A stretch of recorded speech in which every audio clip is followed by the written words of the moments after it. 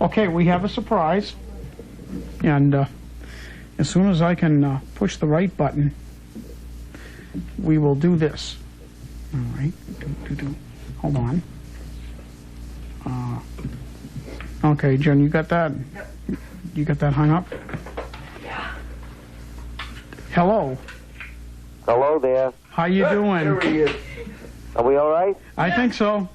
Okay, who's this? This is Ted McCaw. How are you, Ted? Good, Freddie. I met you once at the music circus. You did? Yeah. I'll tell him we're talking to Freddy Cannon, ladies and gentlemen. Are we on the air? Oh, yeah, we're on the air. Well, I feel like all these wires that are stuck into my neck and in my... Doesn't it hurt? Yeah. I feel like Frankenstein, you know. Right, right. I didn't know what Ted was doing, but sticking these wires in me to get this thing on the air. Well, you know? Well, he's got you in there now, Fred. That's good. And the thing of it is, Fred, Jenny and I, we're probably, we're the only, not the only, but we're two blind people. So we don't, I mean, Charlie's really lost here because we shut the lights out on him and everything. Yeah, but you got very good hearing and you can hear very well. And you Right. know when you hear a good song, don't you? Oh, definitely. Yes, I know it. And Charlie wanted me to tell you my favorite song. I had just gotten some records given to me, Right. and Tallahassee Lassie was one of them. I said, what is on the flip side of that? Because I'm always flipping 45s over. Right. And you know, that should have been a hit. Yeah, yeah. That should have been a hit. You like that? Yeah, matter of fact, I'm trying to get it as a hit. Oh, you're a kind person. That's very nice of you. Yeah, that's going way back there. I know. It was like actually like a throwaway song to put on. He needed something to put in the back, and we had cut that. You know. Freddie, who wrote that song? You know? Yeah. Me and another guy in. I don't know. You have the record. Or you got the tape. What is it on? No, he's got the record, the original 45. Let me see. Wait a minute. I'll take a look at it here. It's Picarello, probably. No. Oh. Yeah, it says Picarello on it. Then it must be me. Well, in case the folks want to know, that's Freddie's real last name. I sing the song, you know. I don't even sing it anymore. I don't live or anything. I never even do the tune, you know. I mean, maybe sometimes I should think about doing these songs that no one, like people like Ted and Jenny would like to hear, you know. Don't come down on the South Shore, because I'll request it. Well, that may be a chance, possibility. You never know, Ted, but I really don't. I never do. I do, you know, people have you come to do a show and they want to hear those songs that are so familiar, you know. Right. That's what happens, you know, so you get sidetracked. Oh, I know. Well, you did a lot of good things. And then Thank you. on Buzz Buzz Diddle Up, the band that backed you up, they were good in their, you were great, but they were good in their own right as an instrumental band, too. Did you know that band? I didn't know of it. I heard a couple of weeks ago, there's a show on ATD called Yesterday's Memories where we were, and they played something that they had done, and I said, my God, I knew right away that they had backed you up, but I said, they were good in their own right. Yeah, did they give the name of the band? Yeah, they did, but I don't recall. It's called the Saturday Nights. That's right. The Saturday Nights, okay. They were the Saturday Nights from Hartford, Connecticut.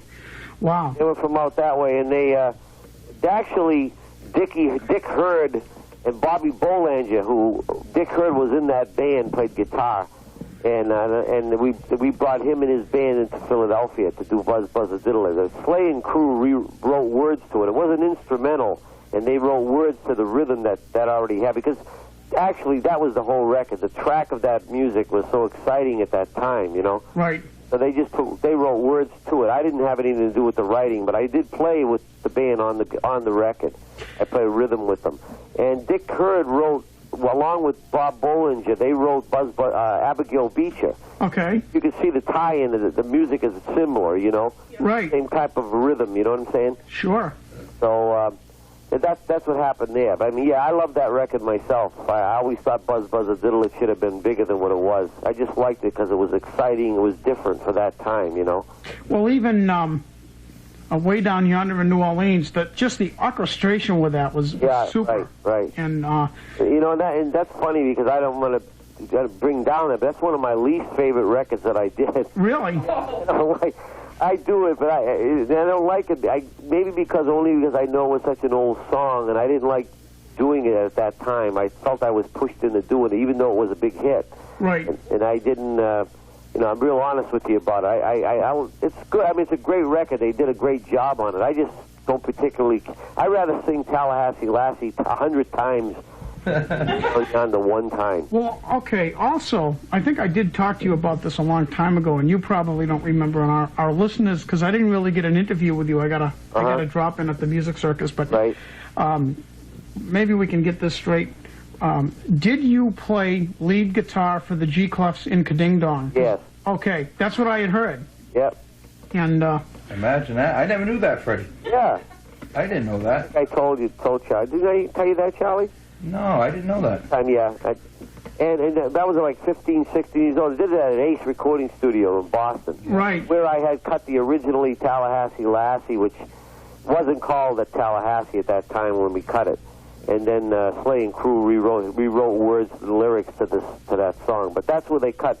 Everything was always cut at Ace in Boston. There was a lot of records coming out of there. You know, the local people, the Toon Weavers were cutting there, and the Clefs cut there, and even Patty Page had cut Old Cape Cod there. There was a lot of records cut out of the Ace studios. Yeah, really. So, I mean, I didn't go, when I played with this band, and we played around Boston, the record hops, and I was doing record hops for some radio station, WCOP, which was at that time, before it came country music, was a rock station. It had Joe Smith, who was the president of Warner Brothers. Records. Yeah. I mean, we're going way, way back. Sure. I was doing hops with them all over the place, you know. And I was in their they had a three-piece band, and I played, and then I dropped out of after the record, and somebody else came in, and then later on, Kenny Paulson came into that band. It was Kenny Paulson, who was no longer with us, was another great artist out of Boston. Charlie knows who he is. Yeah, he did the guitar work on Tallahassee, right? He played on Tallahassee. Yeah. Right. So, you know, there's a lot of history, a lot of trivia in this, that surrounded my career in this business, and I feel good about it because I was surrounded by a lot of nice people and really talented people. And then, of course, probably one of the biggest hits that I recall was Palisades Park. And actually, didn't somebody steal that from you or something? Palisades Park? Well, they didn't really steal it, but if you listen to Palisades Park and you listen to Crocodile Rock... Oh, yeah. I didn't write the song, but they didn't steal. I know you're talking about Elton John's record. Yeah. It's so similar. I mean, if you listen to the melody, it's in the chords of the guitar, the changes and everything, identically is Palisades Park. I don't even know if Slay and Crew, who actually Chuck Barris wrote it, but Slay and Crew published it, and I really don't even know if they ever sued the publisher or the writers of Rock, which would have been Bernie Taupin and Elton John. I mean, they had a right to sue. They could have probably got some money out of it. I really never knew if they did or not. Yeah. It really is very close. You're right. And I always say that in interviews. I always tell people, you listen to that record and you'll see, it's so close, it's ridiculous. Well, we have a lot of people, a lot of fans that know you, and ironically, my housekeeper, and I'm not really sure about this, but I think her mother or your aunt used to, her mother and your aunt played bingo together, or her mother and your mom. Probably so. And because all my families played bingo back there. Right. Well, they came from. She came from Revere. Yeah. And another gentleman that knows you is Bill Clark. He owns a music store here in. That's his name's familiar, right? Yeah, he used to hang. Bill, I said hello, will you? Right. He used to hang around with Kenny Raposa also. Right. Well, Charlie said we were fishing one time with Kenny. Right, exactly. And, you know... Bill was there at the time we were fishing. Who was that? I forget. Bill Clark, he was there. Oh, was it Bill there? Yeah. Yeah. The four of us? Yeah. That's right. That's Yeah, he right. was with us. Yeah, right. On Kenny's boat. We got into some big, I forget what those fish we were catching. We were so excited, Ted. Yeah, there were fish everywhere. What was it? We left the car. They towed the car away because we let the car running. Oh, That's right. Remember that, Freddie? No, we had no car. We come back that the car is gone, and so we're finding out where it is. And they said, "Well, you guys left the car running." We were so excited to get on a boat. Yeah. We left the car running. With the key in and left it running because we wanted to go fishing. We come back with all this fish. We had no car. I'll tell you, Bill told me he was going that day, and I said, boy, do I wish I was in your shoes. He said, really? I said, oh, that would be great. It was a lot of fun. That was really good. Yeah. We had a good time out there. Well, what we're going to do, Fred, we're going to go into... what do you want to ask? Wait a minute, Jen. No, I'll wait you guys get off the air because I'm not sure about it. All right. Oh, okay. No, ask me now. Go ahead, Jen. Go ahead. Oh, I gotta come over here and do this. Okay. Do it right. Or do it wrong. Go ahead. Fred, are you familiar with a group called the Majestics? The Majestics, it sounds familiar. I'm not sure. I don't. They had a record. Yeah, they had a couple. Couple of hits on New York City. No, not those Majestics. These are a local group from Medford, Malden area. Maybe what? The song that they had was Lone Stranger was the A side, and Sweet One. Sweet One was the B other side. side. Jenny's mother used to work for a company out of Cambridge, Mass, a Shawmut called Sue Records, and that's a label they were on. Sounds awfully familiar. Yeah. Yeah, I want to say I do. You know, it's been. Are they still around? Oh, I don't know. No, you're going back, aren't you? Because see, when Tallahassee was out, I was about 9 years old. Yeah. But I remember it because Mom said she met you at a record hop, I think. Well, maybe. Yeah, they do sound awfully familiar. You're going way back there, and I probably do. I probably know them and probably know the families and everything. You know. Yeah. Mm-hmm. So. Fred, if you're ever in this area, I would love to get you down here because we work out of our house. We call it the self-contained electronic bomb shelter. We work underground in the basement. But we'd love to get you down here. Be my pleasure. That was very nice. Charlie told me he was going to call, and I told him I might be out, but then I would be back to try me again, and I'm glad he called to call back. That was great. Okay, so what we're going to do is we can. Do you want to stay on, or were you tired? Do you want to? Stay on. Let's go. Okay, we'll do Tallahassee Lassie. Okay. And then we'll play the flip. Okay. All right, and we'll do Play this. that for you, right? Right. Love that thing. I knew that was coming. It should have been a hit, man. He calls me Flip once in a while. That's why. Right. Okay, here we go with Tallahassee Lassie.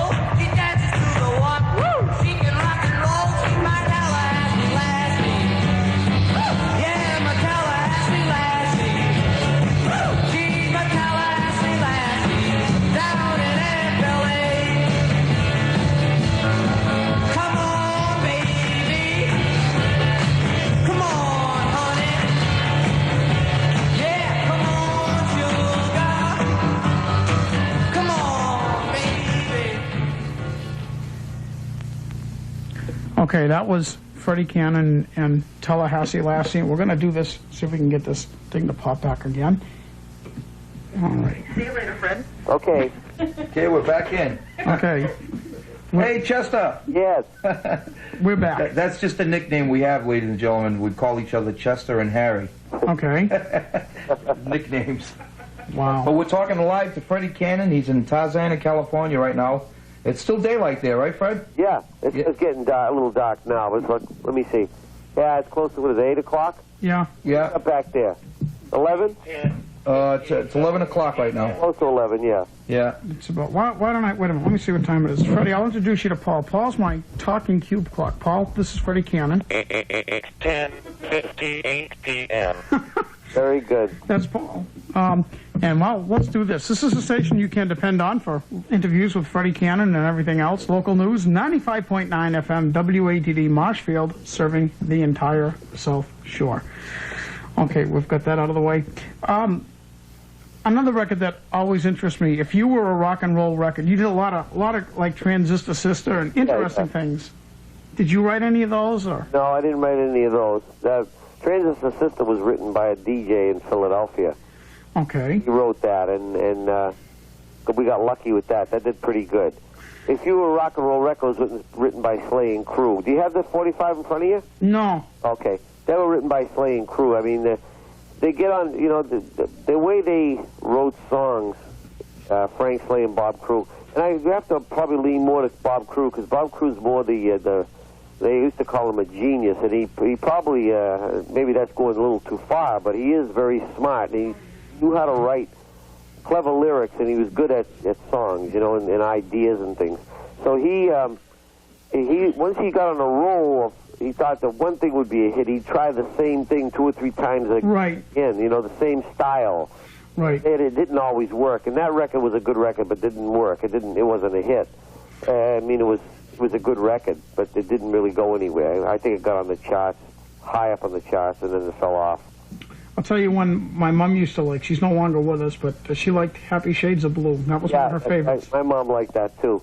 Yeah, a lot of people like that song. Happy Shades of Blue because it was a lazy, easy song for my style. You know, and there again, they tried to do something a little different with me, you know. Right. The thing was, with my style, I mean, I hope I'm not talking too much.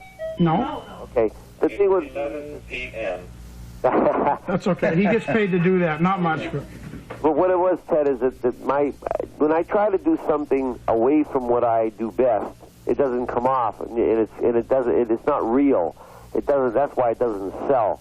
You know, if I'm real about what I do, and if I'm me, and I do the best I can as I do Freddie, yeah, then it'll be real. You know, when you try to be, I don't sing ballads. I mean, they may sound good to your ear, but it's not enough to sell to people. I mean, they know that Freddy Cannon rocks, and that's what he does. Right. That's what I do best. That's why those records sold. Those because the enthusiasm's in the record, along with a good song and track and everything else. You know, so.